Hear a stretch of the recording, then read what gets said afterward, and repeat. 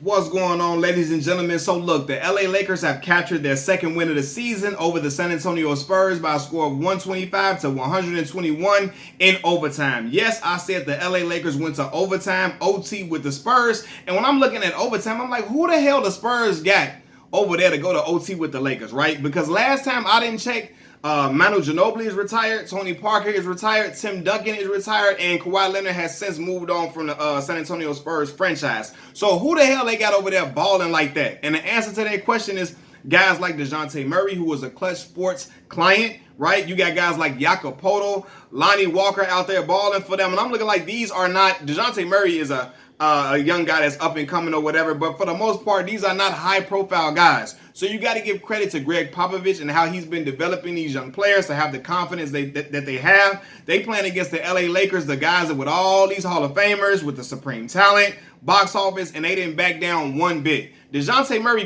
he's an absolute hooper. He a dog. He going to be great in this league, man. The young brother finished with a triple-double. 21 points, 12 rebounds, 15 assists. And then I got to give Jakob Poeltl credit, right? Because I used to laugh when Skip used to always bring up Jakob Poeltl all the time. My man's finished with 27 and 14, killing the Lakers bigs. And I'm looking like, damn, AD, y'all got to do some defensive stopping, for real. Like, you got to do some defensive stopping because Jakob Poeltl got some talent, but 27 and 14 is entirely too damn much for him. He putting up Nikola Jokic. He putting up Jokic numbers on AD now. You cannot let that happen, and that's the problem too. Defensively, the Lakers have got to improve. They give up a lot of buckets. Lonnie Walker had 21 and 21 and 6 coming off the bench. You know what I'm saying? Somebody who was D. Vassell had 19 points. They're giving up a lot of points off the bench. I mean, a lot of points in general, right? Giving up too many easy baskets.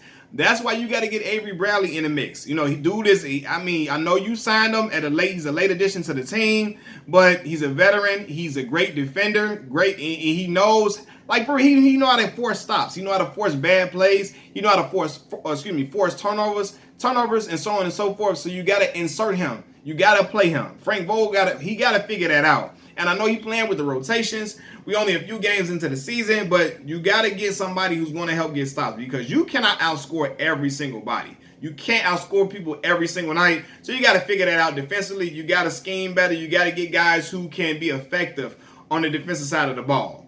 Let's go over to the Lakers, man. Let's be real. I'm going to be frank about this. The Lakers won this game because of two individuals. Anthony Davis and Russell Westbrook. Hands down, right? And I know a lot of people have been frustrated with Russ's play. They're looking like, dude, be celebrating too much. He rocking the baby, then go out and then lay an egg. Not lay an egg, but he just went out and just bombed against the Phoenix Suns after that rocking the baby play and all that. He hasn't been producing. He's been having turnovers. He's not the best point guard. He can't hit the open shot. He's not a knockdown shooter, so on and so forth, right? But the reason why he's valuable to this team and you cannot move him is because that LeBron James he's in year 19. He's not going to be out. He's not going to be able to go out and give you the same high energy effort every single night. It's going to be games where he may be nicked up and he's going to be banged up and he's going to have to sit. It's going to be games where he cannot just give all that energy back to back like that, right? But a younger guy like Russell Westbrook, who's wired like that, he can alleviate that load. He can go out and and when LeBron is not on the court or when LeBron decides to let him take over, Russ can go out there and take charge and go out there and be the dog that he's normally been on every other team in order to put them numbers up, right? He put these numbers up because LeBron James wasn't out there and he was able to say, you know what? I got to go ahead and take over the show. I got to be me tonight, and he was able to produce. The man, what Russ had? 33 points, 10 rebounds, 8 assists. You know what I'm saying? Like, for real, that's a great lineup.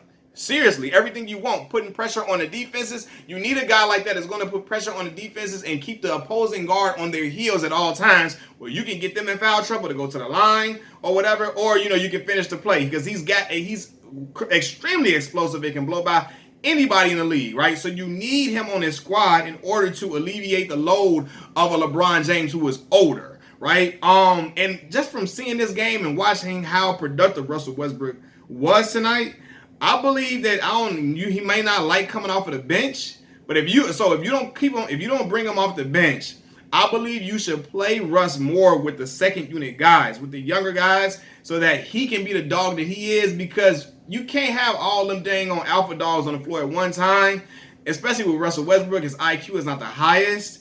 So it's like he can't shoot. So he's gonna be kind of like he gonna get canceled out in that equation. You got to put him on the floor with guys where he is the supreme talent, and I think he plays well off of that. When he's the third option. Russell Westbrook can't be himself as he not yet. He hasn't proven that. It's early, but to me, he hasn't proven that he can be a third wheel and play his best. He's his best when he is the alpha dog, or maybe at best two. So I will play him more with the second unit guys, let him run with them, and then I think he can get off and give you what you need in that type of situation, right?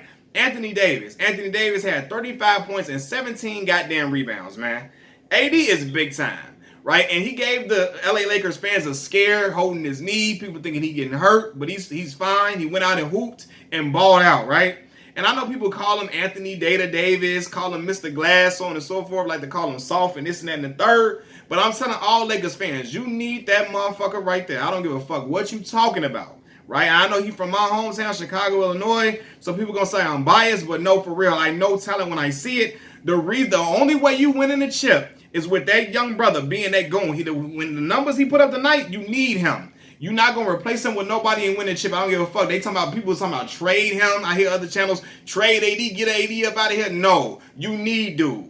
That dude is a hired gun. You need him all across the board. He is the key to everything for this Lakers team to the success. People don't want to hear that. I know, and LeBron James is for sure. But a lot of it, everything depends on Anthony Davis. The way he plays defensively and offensively, if he can give you numbers like these and play better on defense, block shots, alter shots, you know what I mean? If he can rim protect very, very well like he's been known to do, that's a recipe for a championship. You need him. You can't replace him with no goddamn Paul George and think you're gonna win the chip. No, you need that dude down low. You need him, and he gotta play up to it. He gotta play like a dog. He can't play like he did last year. He gotta play like he did in the bubble. But what I'm saying is, the Lakers won that chip because he was there. It's because of LeBron too, but because he was there. They don't win it without him. You're not winning a chip on that squad without AD. That squad need him. So Lakers fans, like it or not, you can hate him all you want to. You can try to advocate for him to be moved. You need that motherfucker. Like, you need dude. He's an animal. And you call him Mr. Glass all you want to. But I'm telling you, when he is on, he's a top 5 player in his league. Talent-wise, is not no question about it. He's an animal. You need him. The stuff that he can do, can't nobody else do, right? Now, of course, we know the best availability. The best ability is availability. So we want him to be available for everybody, but you need him on that court. Again, his talent level, you can't. It can't be measured. What he provides for this team, it cannot be measured. So you need him. So let's get that out of the way, man. So you need to have that man on this team in order to be successful. So I'm glad he was able to get his tonight. And I think I'm glad that Russell Westbrook was able to get his. And I'm going to be real. LeBron sat out because of the ankle injury, but I believe LeBron could have played if he wanted to. I believe he sat this out in order to let Russell Westbrook have a game like this to bode well for his confidence going into other games so that the team chemistry and team morale can increase. When Russell Westbrook sees that he can play like this in a Lakers uniform, it probably could lead to him playing better and keep his confidence high, because confidence is everything in the sport of basketball, man. And when your team has great chemistry and great morale behind it, it's great things that can happen from that, right? Hey, let's be real. Ever since the incident with Anthony Davis and Dwight Howard, they've been 2-0. Now, we know they haven't been playing not the best teams in the league or whatever, right? But you need a morale booster after that situation. And I think LeBron James recognized, look, I'm banged up. I'm going to sit out. I'm going to let Russell Westbrook have the night to be himself, to be all the way Russell Westbrook. And you saw the stat line he put up, and it resulted in a win. So I wouldn't be shocked that LeBron sat out and said, you know what? We're going to let AD and Russ ride the night.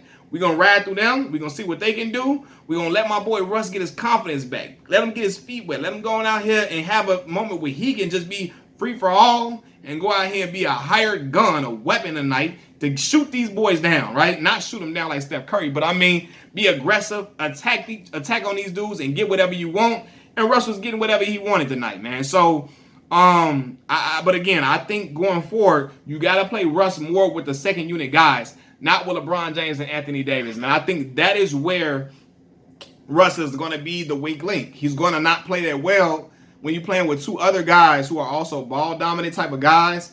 And they're also alpha personalities. I don't think he plays well being a third fiddle guy. You got to put him in the second, play him with the second unit more. You can start him, but play him more with the second unit. Start him to keep his confidence and morale high so he won't be thinking bad about himself, because you never know the psyche of certain players that have been at this type of level. But, you know, you start him, keep him with his energy high, his morale high, and confidence high, but play him more with that second unit guys so that he can get off and get his. When he get his shit in, it results in stat lines like this. It's not going to be exactly like this when LeBron get back, but it's going to be effective enough to get W's, man. Machiavelli Mills TV, thank y'all for rocking with me. Peace.